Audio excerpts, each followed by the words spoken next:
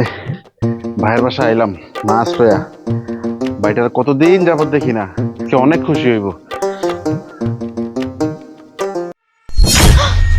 আরে, এটা শ্রাবণের ভাই না? হ্যাঁ, এটা তো শ্রাবণের ভাই। কিন্তু আমার বাসায় আসতেছে কেন?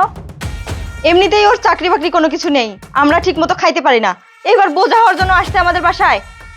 না, এটা তো আসতে দেওয়া যাবে না। শ্রাবণকে গিয়ে এখনই যেয়ে বলতে হবে। শ্রাবণ, তুমি তো এখানে নিশ্চিন্তে বসে আছো, আর বাহিরে দেখলাম তোমার ভাই আসতেছে।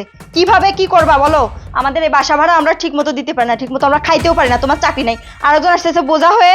তুমি কিছু বলবা না? তুমি যদি কিছু না বলো তাহলে কিন্তু খবর আছে। আচ্ছা ঠিক আছে, দেখো তুমি এত চিন্তা করো না, বুঝছো? দেখি কি ব্যবস্থা করা যায়। আমি ভাইয়াকে এখানে আসতে দেবো না, তুমি মন খারাপ করো না। তুমি এখানে চুপ করে বসে থাকো, তারপর দেখা যাক আমি কি করতে পারি। আচ্ছা তুমি বসো। আচ্ছা। ভাই, ও ভাই, কই রে ভাই তুই? এখন আবার এই সময় কে আসলো? ভাইয়া, তুমি এখন এই অসময়ে আমাদের বাড়িতে কিভাবে আসলে বলো তো? ভাই দেখ, পুকুরের মধ্যে এই মাছটা অনেক বড় হয়েছে, বুঝছস? তোরে থুয়া আমি কেমনে এই মাছটা খাই বল? আমার পেটে তো যাইবো না।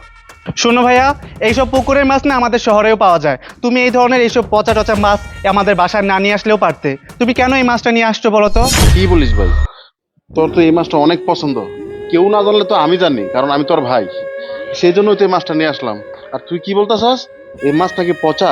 শোনো ভাইয়া, এইসব মাছ যে তোমার একটা ছোতা সেটা আমি খুব ভালো করে জানি। এইসব মাছ নিয়ে আসছো আমার বাসায় কিছু টাকা ধান্দা করার জন্য, তাই না? আমি তো তোমাকে খুব ভালো করেই চিনি। থাকো তো গ্রামের বস্তির মধ্যে, সেখান থেকে আমার বাসায় এসছো আমার কাছে টাকা চাওয়ার জন্য। শোনো ভাইয়া, তুমি খুব ভালো করেই জানো যে আমার চাকরি নেই। এই অবস্থায় আমি তোমাকে কোনো টাকা পয়সা দিতে পারবো না। যে অবস্থায় আসছো সে অবস্থায় চলে যাও। আমার বাসায় কোনো লোকজন নেই, আর আমার ওয়াইফ সে বাবার বাড়িতে গেছে। আমার বাসায় কেউই নেই, তোমাকে রেখে আমি কি রান্না করে খাওয়াবো বলো তো? আমার নিজের চলতেই সমস্যা হয়। তুমি এক কাজ করে মাছ টাছ নিয়ে চলে যাও এখান থেকে। ভাই, এগুলো তুই কি বলস? হ্যাঁ, আমি কেন তোর কাছে টাকা নিতে যাবো? হ্যাঁ, আমি তো জানি যে তোর কোনো চাকরি নাই। সেই জন্য তো আমি তোর বড় ভাই, এই কষ্ট সহ্য না করতে পেরে আমি তোর কাছে আসছি। ভাইয়া, আর কোনো বাহানা দিও না তো তুমি। আমি তোমার আর কোনো কথাই শুনতে চাই না। তুমি এখন এই মুহূর্তে আমার বাসা থেকে চলে যাও। এই শ্রাবণ, ব্যাপার কি বুঝলাম না তো। তোমার ভাইয়ের সাথে এতক্ষণ ধরে তুমি কি কথা বলতেছো? বলছি না ওনাকে বিদায় করে দেওয়ার জন্য, এখন ওকে এইখানে দাঁড়িয়ে কি বলতেছে উনি? ভাই, এটা তুই কি করলি? তুই না একটু আগে করলি তোর বোন বলে বাপের বাড়িতে বেড়াতে গেছে, তো এটাকে? তুমি আবার বাইরে বেরিয়ে আসছো কেন বলো তো? আমি তো একে এমনিতেই বিদায় করে দিচ্ছিলাম, তুমি এসে আবার আরেকটা ভেজাল বাজিয়ে দিলে। ভাই, আমি বুঝতে পারছি, আমাকে আর বোঝানোর দরকার নেই। নে, মাস্টার ধর। দেখো বউ, আমি সব জানি। আমার ভাইটার যে চাকরি নাই, আমি সব জানি। ওর কাছে কোনো টাকা পয়সা নাই। তাই আমার ছোট্ট একটা জমি ছিল না, যে ভিটাটা আমি বন্ধক দিয়ে আমি কিছু টাকা নিয়ে আসছিলাম এই ভাইয়ের জন্য। এই টাকাটা তুমি রাখো। আমি বুঝতে পারছি, আমার আর এখানে থাকা লাগবে না, তোরাই থাক। ভালো থাকিস ভাই, ভালো থাকিস। হ্যাঁ, দাঁড়াও ভাইয়া, তুমি এভাবে আমাদেরকে রেখে চলে যেতে পারো না। আসলে আমাদের একটা ভুল হয়ে গেছে। দেখো, তোমাকে আমার এত কথা বলা উচিত হয়নি।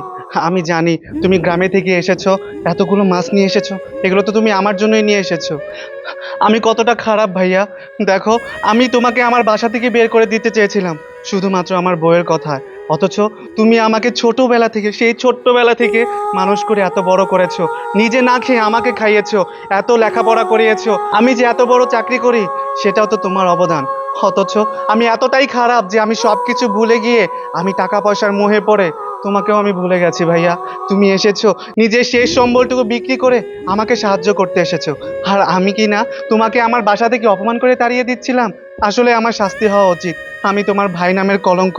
আমি তোমাকে একটা মিথ্যা কথা বলেছিলাম যে আমার বাসায় কেউই ছিল না, অথচ ও বাসায় ছিল। এটা ওরই সাজানো নাটক ছিল। আসলে ওর ভালোবাসায় পড়ে আমি যে কখন অমানুষ হয়ে গেছি আমি নিজেই বুঝতে পারিনি। আরেকটা কথা কি ভাইয়া, আমার চাকরি না থাকলেও আমার ব্যাংকে যথেষ্ট পরিমাণে টাকা আছে, যেটা দিয়ে আমরা সুন্দরভাবে চলতে পারবো। আর তুমি ভাইয়া এই টাকাগুলো দিয়ে তোমার শেষ সম্বলটুকু বন্ধক দিয়ে নিয়ে এসেছো না, এই টাকা দিয়েই আমি তোমার বাড়িটা আবার ফিরিয়ে নিয়ে আসবো। আর তুমি এখন থেকে আর গ্রামে থাকবে না ভাইয়া, তুমি আমাদের সাথে থাকবে। ভাইয়া, তুমি আমাকে কথা দাও, তুমি এখন থেকে আমাদের সাথে আমাদের এই বাসায় থাকবে। আচ্ছা ঠিক আছে, তোরা তো ছোট, তোরা তো ভুল করবি, আর আমি তো বড় ভাই। আমার তো তোদেরকে মাফ করে দিতে আছে। ভাইয়া আসলে আপনিও আমাকে মাফ করে দেন, আমি আসলে না বুঝে অনেক বড় ভুল করে ফেলছি। ঠিক আছে বউ, সমস্যা নাই, মাফ করে দিচ্ছি তোমার। আচ্ছা ঠিক আছে, তো চল। হ্যাঁ আচ্ছা ঠিক আছে তাহলে।